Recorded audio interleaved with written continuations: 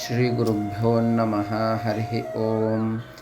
ಇತ್ಯುದೀರ್ಯ ನತಮಸ್ತಕೆ ಧ್ವಗೆ ಪಾರಿತೋಷಿಕಮವಾಪ್ಯ ನಿರ್ಯತಿ ಭೂಸುರಾನಿತಿ ಸಭಾಸದಃ ಸುಧೀ ಪ್ರಾಹ ಸಸ್ಮಚರಿತೋಸ್ಮಿತೋ ಗಿರಂ ಪಾಪಿನಾಯವನ ಭೂಭುಜಾಕ್ಷಿತಾ ವೀಶ್ವರೋ ಅಹಮಿತಿ ಹಂತ ಜಾನತ ಗ್ರಾಮ ಸಂತತಿರಭೂದ ಪಾರ್ಥಿತಾ ಸಂಕರೇಣ ನಿಗಮಾವಲಿರ್ಯಥಾ ತದ್ವ್ರಜಾಮವಯಮಾಶು ಕುತ್ರಚಿನ್ನೋಚಿತಾ ಕ್ಷಣಮಪೀಹ ನ ಸ್ಥಿತಿಃ ಇತ್ಯಸೌ ಸಮಭಿಧಾಯ ತತ್ಸದೋ ನಿರ್ಯಯೋ ನಿಜಜನೈಃ ಸಹಾಲಯಾತ್ ಸಂಪದಾಲಿರಿವ ಸಾಧುಕಾರಿಣಂ ಸೌರಭಾನಿಲಮಿವಾಲಿಧೋರಣಿ ಅಂಶಪಾಲಿರಿವ ಭಾನುಮನ್ವಗಾತ್ ತಂ ವ್ರಜಂ ತಮಾಖಿಲಾ ಪುರಪ್ರಜಃ ತಾಮವನ್ಮಥಿ ಸ ಭೂಮಿವೃದ್ಭೃತಿರ್ಗೌತಮಿ ಪ್ರಥಿತಮಾತೃಕಾಲಯಂ ಪ್ರಾಪನೀಪ ಪರಿಶೋಭಿನಾಸಿಕಾತ್ರ್ಯಂಬಕಾಖ್ಯಗುನಗರಂ ಮನೋಹರಂ ತತ್ಕ್ಷಣಶ್ರುತನಿಜಾಗಮೋದಿತಾನಂದತುಂದಿಲಮನೋಭಿರಾದರಾತ್ ತತ್ರ ಸದ್ಭಿರಭಿಗಮ್ಯ ಪೂಜಿತಸ್ತ್ರ್ಯಂಬಕೇಶ್ವರಮಸಾವವಂದತ ಮಸ್ತಕೋರಗನಿಬದ್ಧಚಂದ್ರಮಸ್ಯಂದಿನೀನ ವಸುಧೇವ ಸಂತತಂ ಯಜ್ಜಟಾಗ್ರವಿಗಲಬ್ಧಲೋತ್ಕರಾ ಭಾತಿ ವೃದ್ಧಸುಮನಸ್ತರಂಗಿಣಿ ಯೋ ಬಿಭರ್ತಿ ಗಿರಿರಾಜಕನ್ಯಕಾ ವಿಸ್ತುತಾಂಬಕವಿಭಾವಲೋಕನೆ ಏಕಕೇನ ಕರವಾರಿ ಜನ್ಮನಾ ಕೌತುಕಾದಿವ ಕುರಂಗಶಾವಕಂ ಯಸ್ಯ ಕಂಠಗರಲೋತ್ಥಕಬ್ಜಲಪ್ರೌಢಮೇಚಕಮಹೋಭಿರಾಚಿತಾ ತನ್ಮಹೀ ಮೃದುಪಲಾವಲಿರ್ವಿಭಾಮಾಶ್ರಯತ್ಯಮರರಾನ್ಮಣೀತತೇಃ ಶೇಖರೀಕೃತತರಮಾಧಿಭೂಪದಾ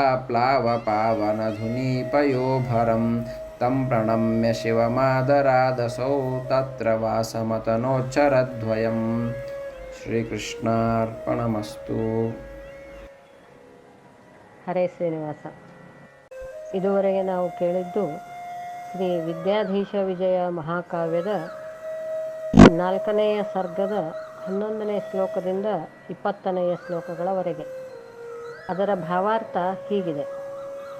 ಈ ರೀತಿಯಾಗಿ ಹೇಳಿ ವಿನಯದಿಂದ ನಮಸ್ಕಾರ ಮಾಡಿದ ಆ ಪಥಿಕನಿಗೆ ಬಹುಮಾನವನ್ನು ಕೊಟ್ಟು ಕಳುಹಿಸಿ ಜ್ಞಾನಿಗಳಾದ ನರಸಿಂಹಾಚಾರ್ಯರು ಸಭಾಸದರಾದ ಬ್ರಾಹ್ಮಣರನ್ನು ಕುರಿತು ಹೀಗೆ ಹೇಳಿದರು.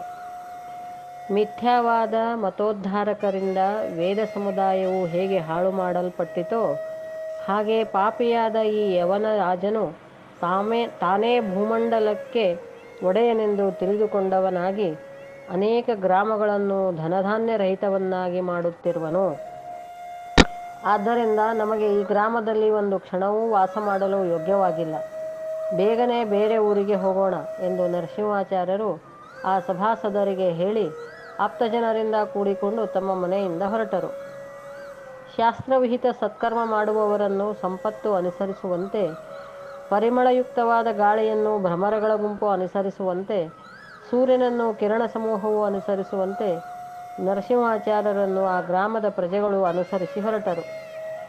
ಯವನರಾಜನ ದಾಳಿಗೆ ಗುರಿಯಾದ ಆ ಗ್ರಾಮಗಳ ಪ್ರಜೆಗಳನ್ನು ಕರೆದುಕೊಂಡು ಮಾರ್ಗದಲ್ಲಿ ಅವರಿಗೆ ಅನ್ನಪಾನಾದಿಗಳಿಂದ ಪೋಷಿಸುತ್ತಾ ಧೈರ್ಯಶಾಲಿಗಳಾದ ನರಸಿಂಹಾಚಾರ್ಯರು ಗೋದಾವರಿ ಉಗಮಸ್ಥಾನವಾದ ನಾಸಿಕತ್ರ್ಯಂಬಕ ಎಂಬ ನಗರಕ್ಕೆ ಬಂದರು.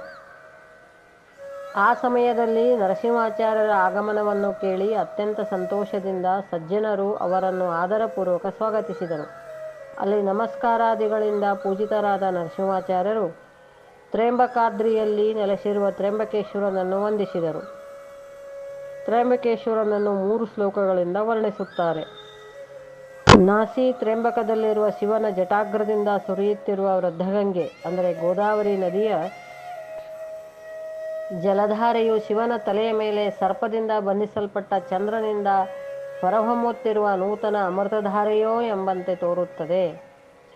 ಶಿವನು ಗಿರಿರಾಜನ ಪುತ್ರಿಯಾದ ಪಾರ್ವತಿಯ ವಿಶಾಲವಾದ ನೇತ್ರಗಳ ಕಾಂತಿಯನ್ನು ನೋಡುವ ಕುತೂಹಲದಿಂದಲೋ ಎಂಬಂತೆ ತನ್ನ ಕರಕಮಲದಿಂದ ಜಿಂಕೆ ಮರಿಯನ್ನು ಹಿಡಿದುಕೊಂಡಿದ್ದಾನೆ.